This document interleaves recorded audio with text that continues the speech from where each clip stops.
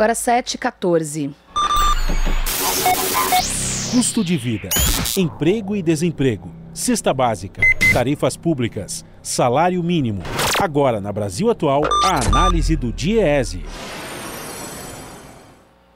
E o tema é auxílio emergencial. Vamos falar com Fausto Augusto Júnior, diretor técnico do DIEESE. Bom dia, Fausto, como vai?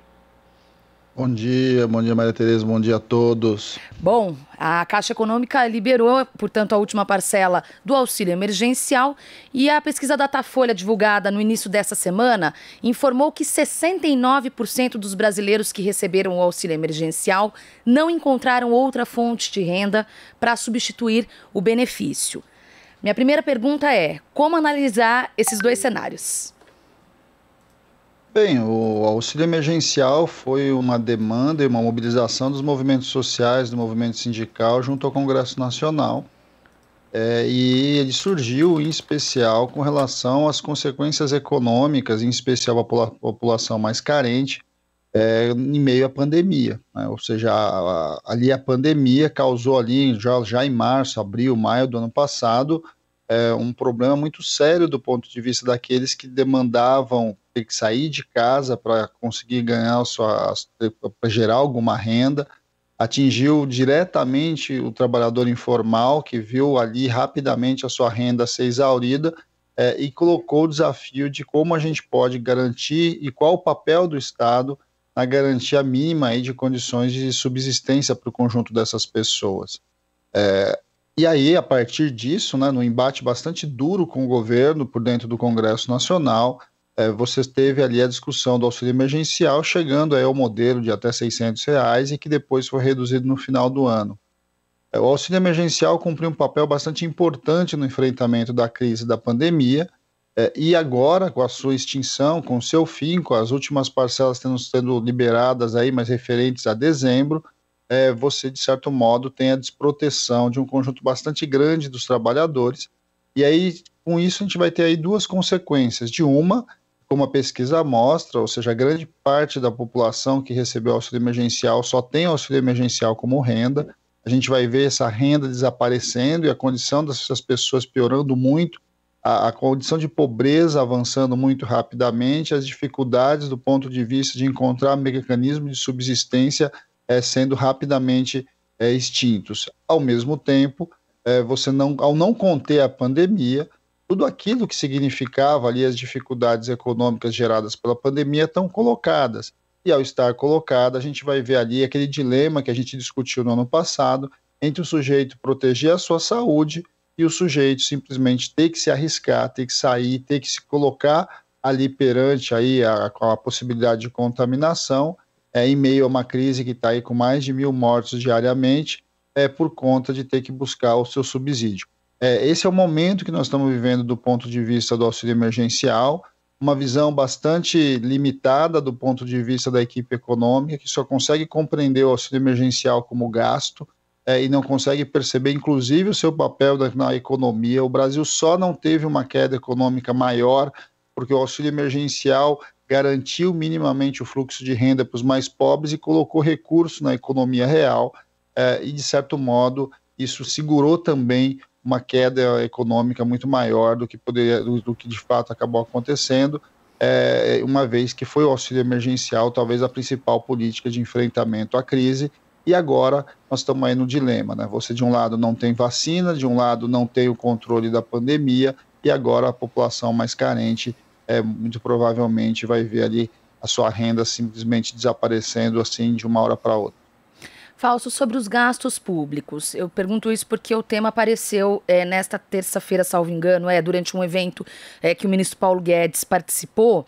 Ele disse o seguinte, ele disse que caso haja o desejo de voltar com o auxílio, terá que, aspas, travar todo o orçamento, e ele citou duas áreas sensíveis, dizendo, olha, eu não tenho culpa, essas duas áreas, no mínimo, vão sofrer as consequências, educação e segurança pública, que são extremamente sensíveis em todo o Brasil, sabemos disso. E ele chegou a usar a palavra guerra, né? Estamos numa guerra.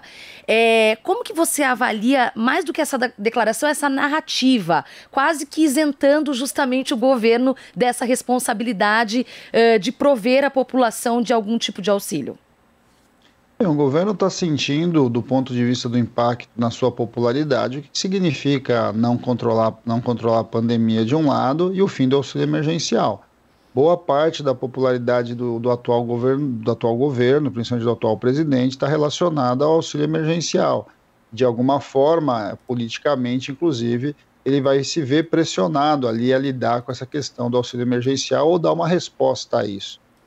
A questão é que já desde o começo do ano passado, no final do ano passado, quando começou as discussões de se prorrogar ou não o auxílio emergencial, a proposta do atual governo é tirar do pobre para ajudar o paupérrimo, né? Ou seja, a ideia é que você vai cortar simplesmente salários, você vai cortar outros gastos vinculados aos direitos sociais para garantir receita para pagar o auxílio emergencial. Tudo isso porque o governo insiste que a questão do teto precisa ser mantido, e a gente sabe que enquanto o teto limitar os gastos sociais, de alguma forma você tem pouco espaço fiscal para de fato fazer qualquer medida. Ano passado o que aconteceu e o que viabilizou você ter, por exemplo, auxílio emergencial e outros mecanismos de enfrentamento à crise foi o orçamento de guerra.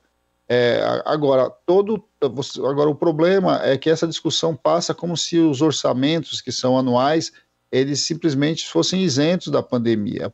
2020, do ponto de vista da pandemia, não acabou.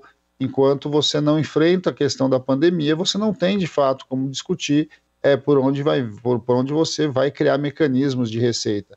O governo federal tem mecanismos bastante importantes de geração de receita, ou seja, mesmo que isso se transforme em dívida, de alguma forma, para garantir a sobrevivência das pessoas. Está provado que em 2020, inclusive do ponto de vista econômico, quando você coloca dinheiro na mão dos mais pobres, esse dinheiro se reverte imediatamente em consumo, e esse consumo se reverte tanto em crescimento econômico de um lado, geração de renda do outro, e principalmente, do ponto de vista do governo, se transforma inclusive em impostos.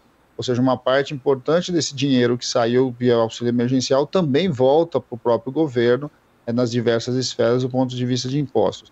O problema é que o atual governo só consegue olhar a questão de você viabilizar recursos ou tirar recursos daqueles que menos têm. Não se faz uma discussão séria de que um dos caminhos para você financiar o auxílio emergencial é você criar mecanismos de taxação, de ampliação de impostos, de arrecadação sobre aqueles que ganharam, sobre os mais ricos, inclusive sobre aqueles que ganharam muito dinheiro ao longo da própria pandemia.